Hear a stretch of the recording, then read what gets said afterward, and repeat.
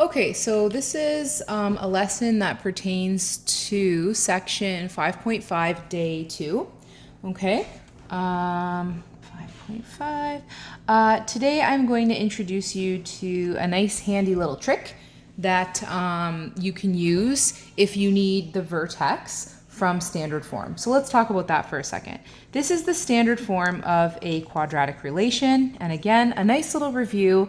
The standard form allows us to identify the y-intercept. It also allows us to identify the direction of the opening. And now we know that that's also the stretch compression factor. However, it doesn't give us the vertex. Okay, so prior to this unit, we would have had to factor, and we spent an entire unit learning how to factor. So we would convert to factored form by factoring, and then we would set the factors equal to 0 to get the zeros, and then we'd add and divide the zeros by 2 to get to the axis of symmetry, and then we would plug the axis of symmetry back into the original equation to get the y value of the vertex. And it was quite a process, okay? Now, in the last few days, I've had a few people message me on Edsby with questions. Miss, that's all fine and dandy, but what if this guy cannot be factored? Then you're kind of stuck. There's no way until now that you can get to the vertex from standard form if it can't be factored. Okay, I'm also going to actually introduce a new way to do that in Unit 6, but we're not quite there yet. So today's lesson is all about quadratic relations in standard form that cannot be factored and how to get the vertex. So the example that I have in the note, okay, an object is thrown from a window. Its path is modeled by the relation defined as this. So this is a quadratic relation in standard form.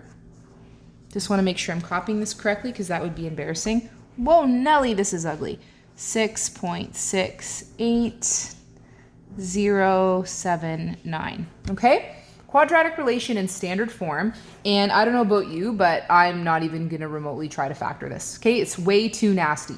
So, today I would like to introduce you to a little guy we like to call the shortcut. Okay? The shortcut is a way to get the axis of symmetry without having to factor.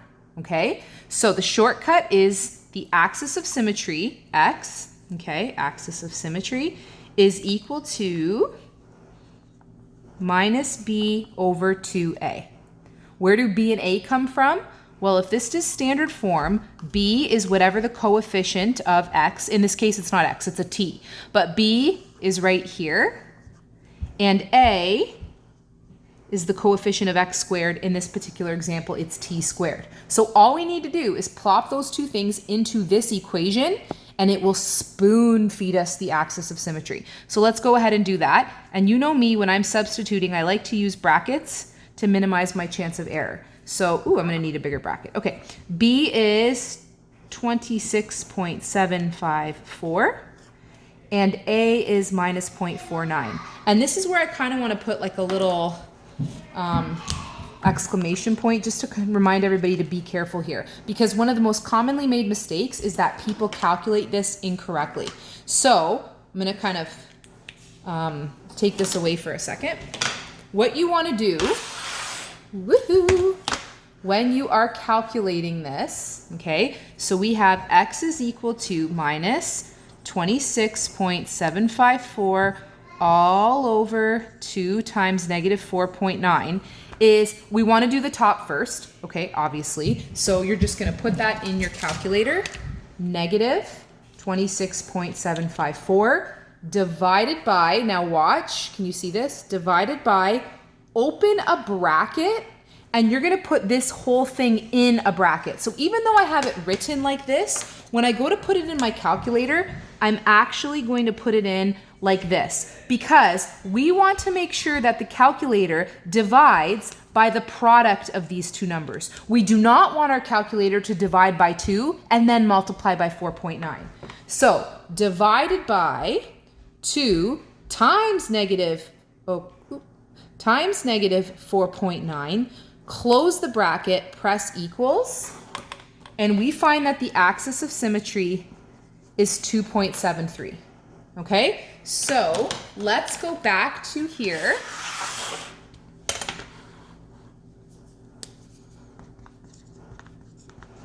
There's no way we would have come up with this from factoring and then adding the zeros and dividing by 2. So again, this shortcut is a very powerful tool. It allows us to solve for the axis of symmetry from standard form when we have a quadratic relation that cannot be factored.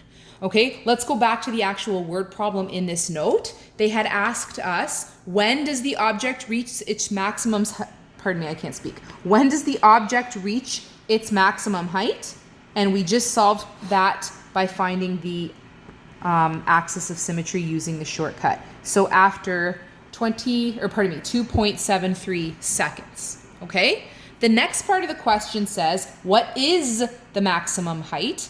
And at this point, all we have to do is substitute this value back into the original equation, okay? This is gonna look quite ugly, so maybe we'll get a new board here. Erase this guy. So, I hope you can see if I can do this. There we go. All right, so h is equal to minus 4.9. We're gonna enter 2.73 squared plus 26.754 times 2.73 plus 6.68079.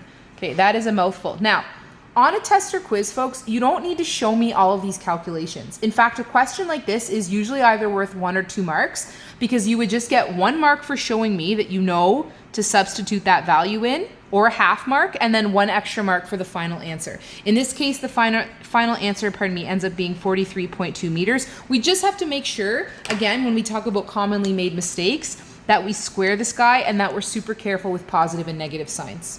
Okay? Now, the next question says, model this scenario with a relation in vertex form. So, vertex form looks like this. And I like the way that we are now making connections between all of the forms of a quadratic relation.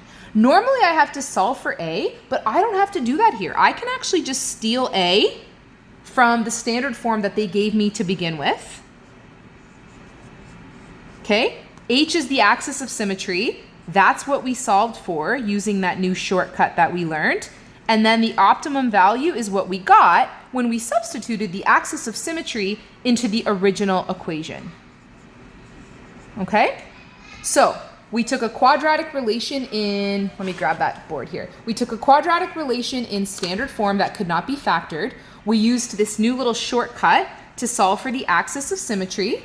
We took that axis of symmetry and plugged it back into the original equation so we could get the y value of the vertex. Okay, so the shortcut gives us the x of the vertex, plug it back in to get the y of the vertex, and then I stole my a value from standard form because it doesn't change. This is what I got using the shortcut.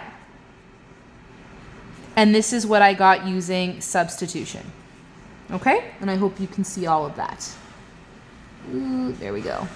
Okay. Now for the very last part of this question, part D says, when does the object hit the ground? And for this one, we're going to revert back to some skills that we used at the very beginning of the unit. So this was the relation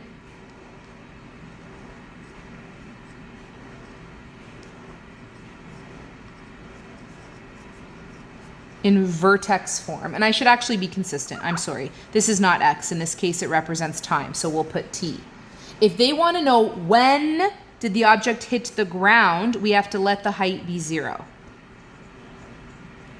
And again, we've done many questions similar to this. Now we're just looking at it in a different context. So this guy has to come over, which would make it negative 43.2 equals negative 4.9 t minus 2.73 squared. Okay, divide both sides by negative 4.9. So these guys cancel. I'm going to have t minus 2.73 squared. And over here, what do I have? 43.2 divided by 4.9. Woo, that's ugly. We're going to round that to 2 decimal places. Okay, now I have to square root both sides of the equation so I can get rid of that little squared sign. Okay, when I take the square root of a number, okay, don't forget, we get a positive and a negative answer. This was a very commonly made mistake on the quiz, so I hope we can correct that mistake for the future. And now I have to bring this guy to the other side of the equation, so I'm gonna have plus minus 2.79 plus 2.73 is t, and then from here I get two separate answers. Okay, I get t is equal to plus 2.97 plus 2.73, and t is equal to, can you see that? There we go, minus 2.97 plus 2.73.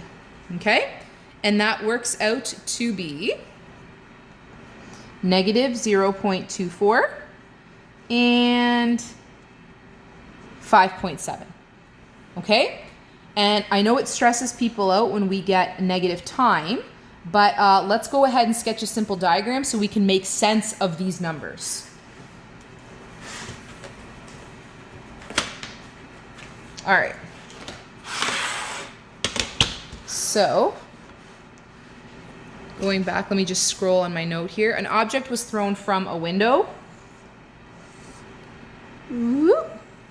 Okay. They had originally given us standard form.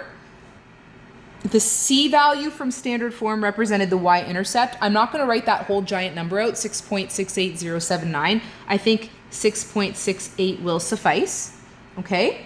When did it reach a maximum height? Well, we used the shortcut for that, and the shortcut told us that the object reached a maximum height after 2.73 seconds. And then we substituted that value back into the original equation to figure out what the maximum height actually was. And now we just solved for the two values in which the height was 0. So it hit the ground after 5.7 seconds, but we got that other 0. And even though there can't be negative time, okay, it makes sense that it was a negative value. Now here's kind of a nice little way to check those calculations, and I love this trick. If I take negative 2.4 and I add 5.7 and I divide by 2, I should get the axis of symmetry, and I totally do. So that's a nice little trick, right? These are the zeros. We should be able to add them together and get the axis of symmetry. So now I've just used the zeros to verify the answer that I got using the shortcut. Okay, so now it's time for the inevitable question. Every time I do this lesson, I get angry hands flying in the air. Why didn't you show us this sooner? Why did we take all that time learning how to factor so that we could get the zeros and add together and get the axis of symmetry when we could have just got the axis of symmetry like this? Good grief.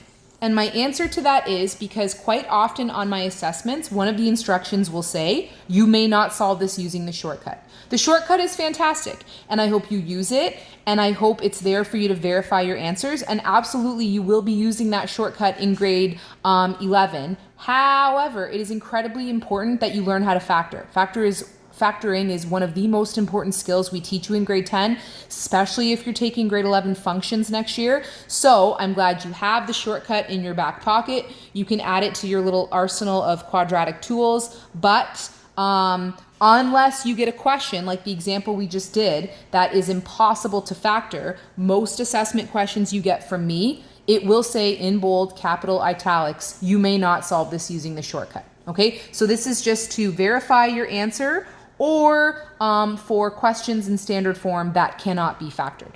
Okay, I think this concludes the video because the next example is one of those revenue problems that we've done a million times. So by all means, message me on Edsby if you need support with that.